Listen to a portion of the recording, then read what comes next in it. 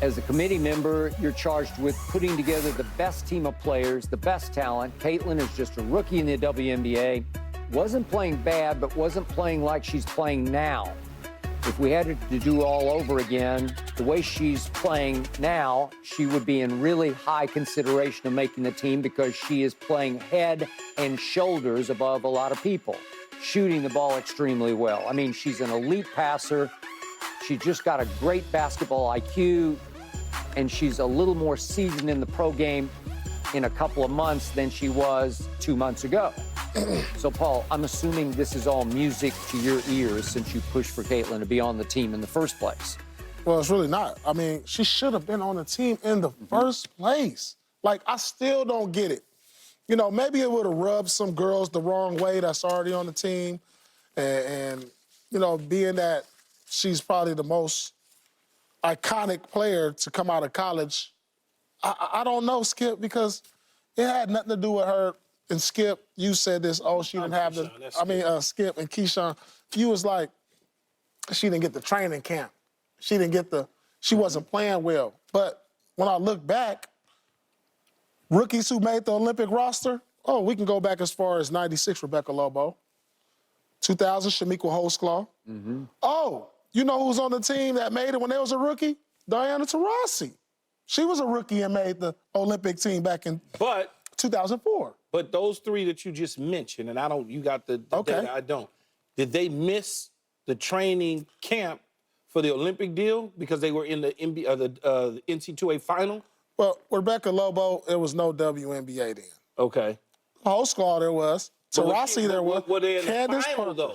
Were they in the finals of the NC2A women's final? Remember, she was in NC2A women's final, so she missed that, whatever that was. Lobo could have been. I assume that year she would have been. 96, it wasn't a WNBA. Well, no, 96 WNBA wasn't in existence. Oh, I see what you mean. Yeah. But she was in the NBA final. But go ahead. Candace Parker, Breanna Stewart. These are all rookies that made it.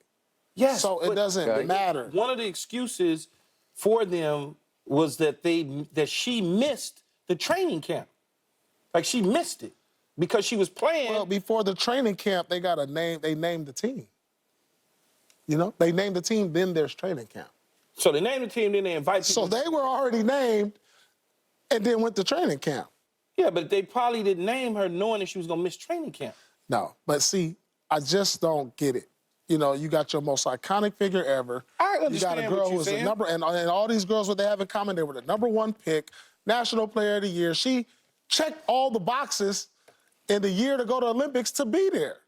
So all this high consideration, she wasn't playing well, that didn't have nothing to do with these other girls. High consideration? Yeah, high consideration. We knew she was high. That didn't have nothing to do with these other. Always. Right? It had nothing to do with these other girls who made it. But they probably, again, Paul, they probably went to the training camp. She didn't go to the training camp. It don't matter. You hear what Don said. Don said, and I love Don. She said, yeah, she didn't really play well as well as she's playing now. She, you know, we had already selected the team by the end. Yeah, exactly. Yeah. And so I just don't agree. Like, I think they should have found a way to get her on based on what we saw in the past. Look, okay. Did she deserve to be on the team based on what she did in college? Absolutely. Yes. But those others that are on the team, she's not better than. Those WNBA women that are currently on the Olympic team, she's not better than, especially at the start of the season. She's gotten better, but the team was already selected. If they were doing it now, based on her WNBA play, she'd be on the team. They didn't do it based on her WNBA play. They did it based on NC2A, who else was available, her missing training camp. That's what the selection committee did. And this is basically what Don Staley is saying at the end of the day. She'll be on the team in 2028, Paul. You'll get a chance to watch her in 2028, and Angel Reese in 2028, right here in Los Angeles, up close in person. We'll have that opportunity. Is it a missed opportunity from a television play? I mean, it was not as excited. But if she was on it, it'd be really like, oh, yeah, okay, that's right, the game is on. Opposed to, hey, man, you watching the game. Yeah. And so I get all of that. Her time is coming. Her time is coming.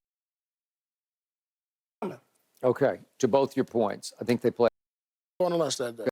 Okay. Today. All right. So today, I don't know, I might watch the first of it, and I might not. I'll have to see how I feel at that point, right?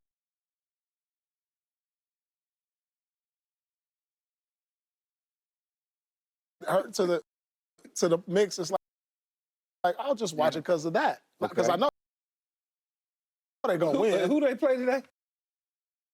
Stars that they have on the team, it would, because she's been talking lately about how she loses sight of the basket because she's turned. We've been talking about it. Yeah. She's more Caitlin Stockton than Caitlin Cole.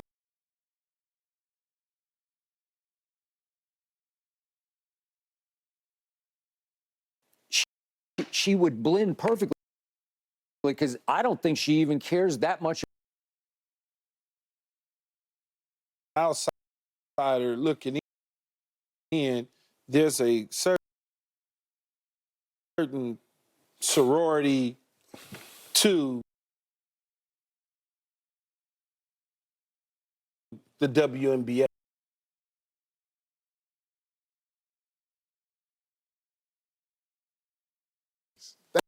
They got in. Yeah, but times have changed though now.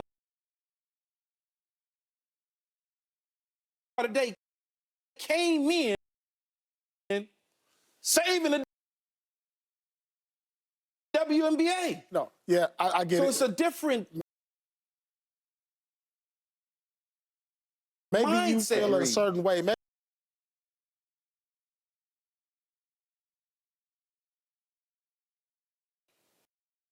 at the right time. It's like me and you, Paul.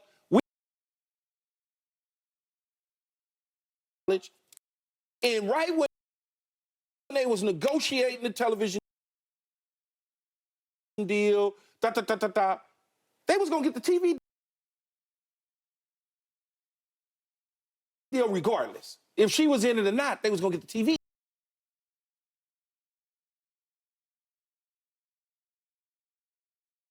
Regardless if she was in it, it's because of her. Yeah. That fraternity is looking at it and go, hold on, man. That ain't, no. We've been doing this way beforehand. We've been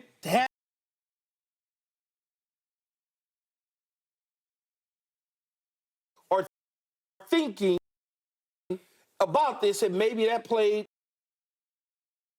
a part I think it's a lot of.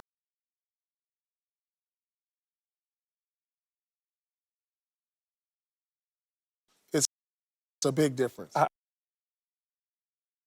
Hypothetically, that the committee could have, over the last 2-3 days, said, we're gonna add Caitlin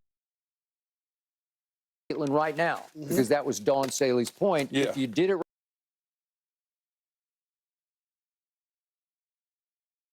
Yeah. including the All Star game where she went 0 for 7 from 3. So over the last 8 games, if I include that one,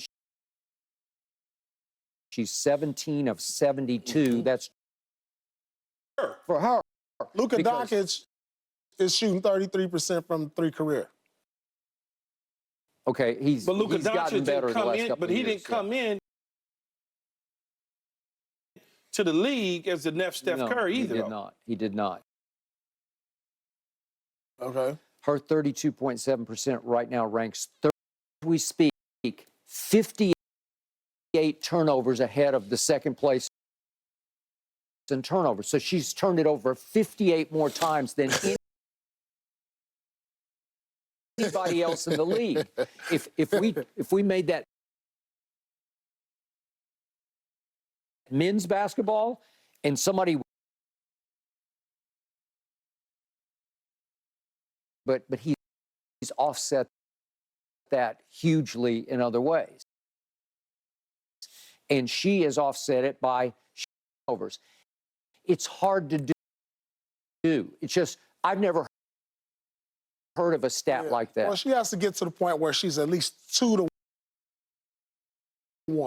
Yeah. As far as turnover assist ratio. Yes. You know, she can't have, for every 1 assist she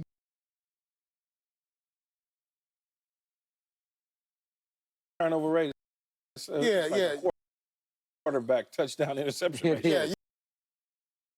You gotta get to the point where you're 2-1 at least. Like if you give me 8 position, she's gonna be one of the best passers, and then at the end of the day, she's gonna be one of the best passers to ever come out of this league. And one of the worst turnover artists is also. But she'll get to the point because her IQ is high. No doubt about it. So, you know, she'll get better at every aspect. I mean, and she too, think about it, she too need the same rest Tatum getting. Where going? If you hurt. Just to enjoy I get it. I can do that anyway on my own time right now. I can go watch them. The key just won't be a team player. You in the NFL, you be like, no, but I wasn't gonna sit on the bench. But if you was one of those, wasn't gonna happen. There's those people there. Started everywhere I've been. It led my team. And then you go to Carolina, and it started. It had 70-something catches with Carolina quarterback.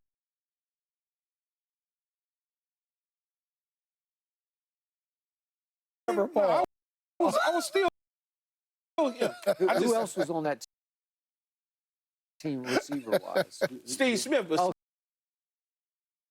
That stage. Different. Hell yeah. Yeah, Steve Smith. Steve Smith? Come on, I want to hear all that. Steve Smith, he was young. Couldn't do.